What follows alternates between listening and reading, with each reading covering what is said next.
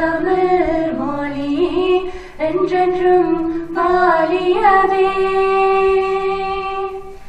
சொல்களி நீங்க தமிழ் மொழியோங்க துலங்குக வையகமே தொல்லைதினை தரு தொல்லையகன்று சுடக தமிழ்நாடே. வணக்கம். இந்த நிகழ்ச்சியை உண்மையில் நாங்கள் மிக குறுகிய காலத்தில் ஏற்பாடு செய்திருந்தோம். அப்படி இருந்தும் அந்த நிகழ்ச்சிக்கு வருகை தந்திருக்கும் உங்கள் எல்லோரையும் பார்க்கும்பொழுது மிகவும் சந்தோஷமாக உள்ளது. நாங்கள் இந்த நிகழ்ச்சியை குறுகிய காலத்தில் ஏற்பாடு செய்யக்கூடிய காரணம் திருமதி ரேவதி சங்கர் அம்மா இங்கே இருக்கும் பொழுது இந்த டிவிடியை ரிலீஸ் பண்ண வேண்டும் என்பதுதான். நாங்கள் அவர் உதயன் விழாவுக்காக இங்கே வருகை தந்திருந்தார். அப்பொழுது நாங்கள் கோவிந்தலிங்கத்தோடு பேசினோம்.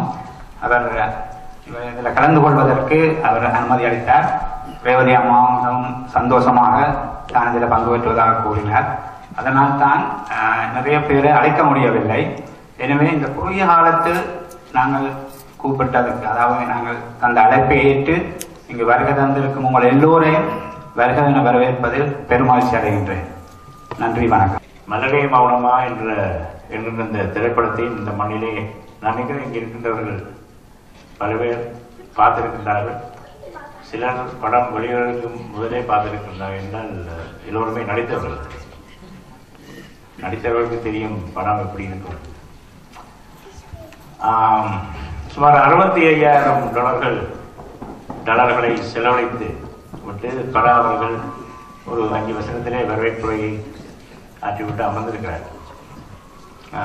இன்னும் கூட சொன்னால் எல்லோரையும் பார்க்க மகிழ்ச்சியாக இருக்கின்றது. ஆனால் சில பேர் திரைப்படங்களை தயாரித்து விட்டு கஷ்டப்படுவது, கவலைப்படுவது போன்ற, ஆனால் அதற்காக அவருடைய உள் மனது எவ்வாறு இருக்கிறது என்பதை அவருடைய நெருங்கி பழகுகின்றவர்களுக்கு தெரியும். இங்கே ரேவதி சங்கன் அவர்கள் இந்த விழாவுக்கு அழைக்கப்பட்டிருக்கின்றார். வந்த இடத்திலே என்றாலும் கூட ஒரு பொருத்தமானவரை நாங்கள் திரு பரா அவர்கள் அழைத்திருக்கின்றார்கள் என்று நாங்கள் எண்ணினாலும் அவருக்கு இந்த நிகழ்ச்சியிலே பங்கு பெற்றுவதற்குரிய இடம் எவ்வாறு வழங்கப்பட்டிருக்கிறது என்று பார்த்தால் ஒருவேளை எந்திரன் படத்திலே ரஜினி அவர்களுடைய தாயாக நடித்ததால் தான் என்பதல்ல, அவரிடம் இருக்கின்ற தேடல் சாதாரணமாக பாட்டி வைத்தியம் ஒன்றை வைத்துத்தான் இங்கே இருக்கின்ற பெண்மணிகள் எல்லாம் அவரை அடையாளம் காணுகின்றார்கள். ஆனால் அதுக்கு மேலாக அவருடைய நெருங்கி பழகின்ற வகையில் நாங்கள் அவருடைய பல்துறை ஆற்றல் இவ்வாறான ஒரு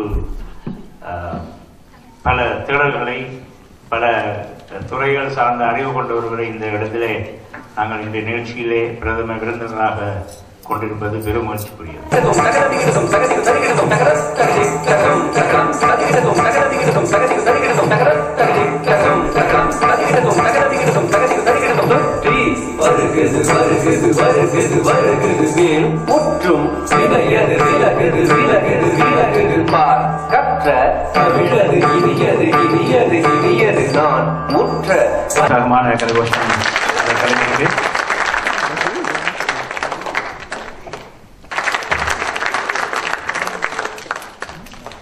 மிக சிறந்த கலைஞர், தன்னடக்கத்தோடு வந்து அந்த நபிகை செய்து வந்தார்.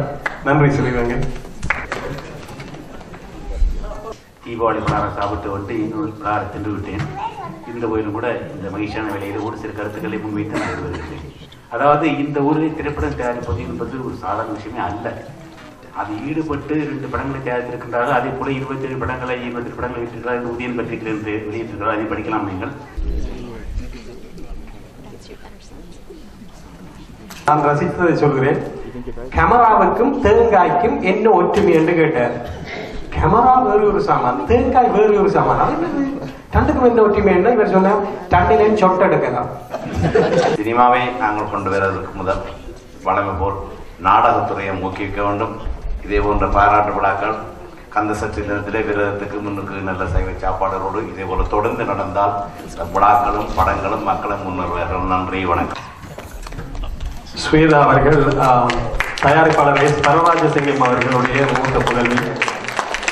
இவர் நான் நினைக்கிறேன் பாண்டிச்சேரியில பனையூர்ல ஷூட்டிங், யாழ்ப்பாண ஊருக்குள்ளே என்ற அந்த பாடல் காட்சியில அந்த யாழ்ப்பாணத்து சீன்ஸ்ல எல்லாருமே வந்த அந்த கதாநாயகின்ற சின்ன மேதுவியல் மிக சிறப்பாக நடித்து கொடுத்தார்கள். நன்றி பிரணவன்.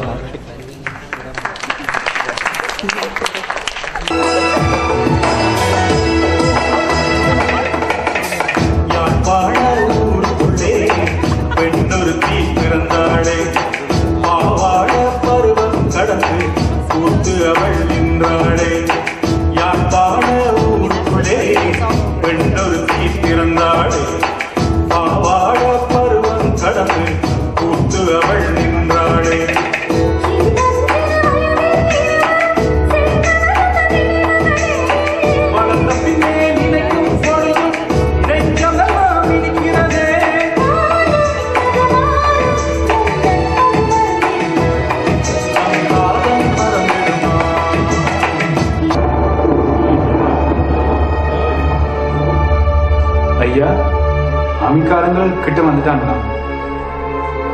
இனி நாங்க இந்த ஊர்ல இருக்கிறது அவ்வளவு நல்லதில்லை.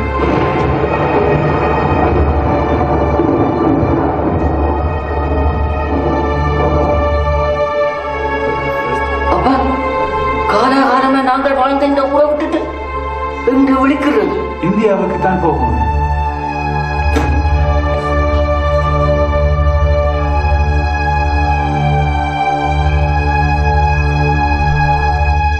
உனக்கும் என் மகளுக்கும் இந்த ஊர்லேயே கல்யாணம் நடக்கும் நினைச்சேன்.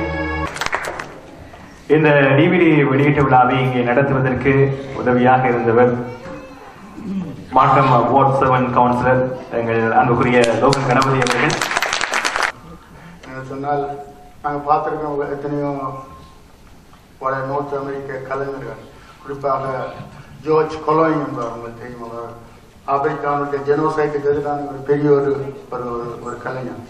அதை சொல்லி நம்ம ஒரு ஆன்டி ஜெனோசைட் பப்பராசின்னு சொல்லி அவர் மாதிரியான உணர்வுகள் தான் நீங்கள் ஏற்படுத்தியிருந்தீங்க. இந்த இலையும் தமிழ் மாதிரியும் நீங்கள் கலைஞர்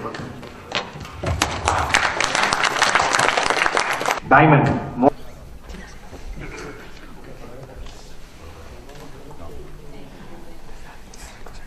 குழந்தைகளின் களங்கமில்லாத முகமும் இங்குமா எக்கோ அவருடைய குரல் ஒலித்தது என்பார்கள். இங்க ஒலித்தது. இந்த திரைப்படம் மிகவும் சுவையாக எடுக்கப்பட்டிருக்கிறது. பல காரணங்களை சொல்லலாம். ஒன்று, அருண் அவர்கள் எழுதிய அழகான கதை, நாட்டு நிகழ்வுகளை, சிறு வயதின் ஏக்கங்களை தேக்கிக் கொண்டு வேறொரு மண்ணில் வேரூன்றி வாழ்கின்ற ஒரு கட்டாயத்துக்கு தள்ளப்பட்டிருக்கும் ஒரு சமூகத்தின் இளவயது ஏக்கங்கள் அந்த படத்தில் நன்றாக பிரதிபலிக்கின்றன. கதை ஒரு புறம் இருந்தாலும் கேமரா, ரவி அச்சுதனுடைய அந்த பணிக்காக நாம் இன்னும் ஒரு முறை ஜோராக கடவுளை காரணம் என்னவென்றால், நான் படங்களில் நடித்திருக்கிறேன், தொடர்களில் நடித்திருக்கிறேன். பாலச்சந்தர் அவர்கள் எங்களை அல்லது என்னுடைய மகனாக நடிப்பவனை நடுவில் வைத்துவிட்டு சுற்றிலும் ஒரு தண்டவாளம் போட்டு விடுவார். நாங்கள்லாம் தண்டவாளம் என்று சொல்வோம். ஏனென்றால் அதில் ட்ராலி கேமரா சுற்றி சுற்றி சுற்றி வந்து கொண்டிருக்கும், நாங்கள் வேறு ஆப்போசிட் சைடில் சுற்றி கொண்டிருப்போம். அது ஒரு உத்தி. ஆனால் ட்ராலி எப்படி போட்டீர்கள் அந்த மணலில் என்று கேட்ட பொழுது, ட்ராலி இல்லாமல் கையில் கேமராவை எடுத்துக்கொண்டு ஒருவர் இல்லாதபடி, அந்த ஜர்க் இல்லாதபடி எடுப்பது மிகவும் கஷ்டம். அற்புதமான போட்டோகிராஃபி. அந்த கடல் அலைகளை பார்க்கின்ற பொழுது நாம் கையால் தொடலாம் போல் ஒரு ஆசை. அது எல்லா கலைஞனுக்கும் அப்படி எடுக்க வராது. ஏதோ எடுப்பார்கள். இவர் வின்சென்ட் அவரை தனக்கு முன்னோடியாக நினைத்துக் கொண்டிருந்திருக்கலாம். நான் சொல்வது அந்த காலத்து ஸ்ரீதர் என்னும் டைரக்டருக்கு வின்சென்ட் என்பவர் தான் கேமரா செய்வார். அற்புதமாக இருக்கும்.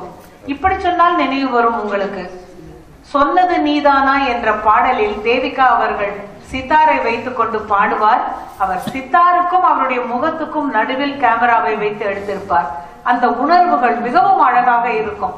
அது போல ரவி அச்சுதன் நமக்கு திரு பரா அவர்களுக்கு நவரத்னத்தில் தான் தொழில் என்பது அல்ல, நவரத்தினங்களாக தன்னை சுற்றி பலரையும் வைத்துக் கொண்டிருப்பதனால் அவர் எடுத்த இந்த படம் வெற்றிகரமாக ஓடுகிறதா இல்லையா என்பது அல்ல, அவர் இன்னும் பல படங்கள் எடுக்க வேண்டும்.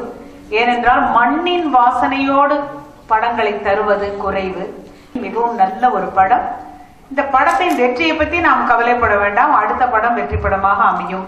ஏவிஎம் செட்டியார் அவர்கள் ஏவிஎம் என்ற பேனரில் அவர் எடுத்த 5-6 படங்கள் முற்றும் பிளாப் ஆனதாம். அதன் பிறகு கூட அவர் முயன்று இன்று 100-110 படங்கள் எடுத்து விட்டார்கள் அந்த ஏவிஎம் நிறுவனத்தார். எப்பொழுதுமே ஒரு தடங்கல் வெற்றியின் முதல் படி என்பதை நினைத்துக் கொள்ளுங்கள். வாழ்க்கையில் வருகின்ற இன்னல்கள் அடுத்து ஒளிரப் போகின்ற ஒளிக்கு அடித்தளம் என்பதை நம்புங்கள். மனித நேயத்தை நம்புங்கள். மனிதரிடம் அன்பு செலுத்துங்கள். நாம் அனைவரும் ஒருவர்தான்.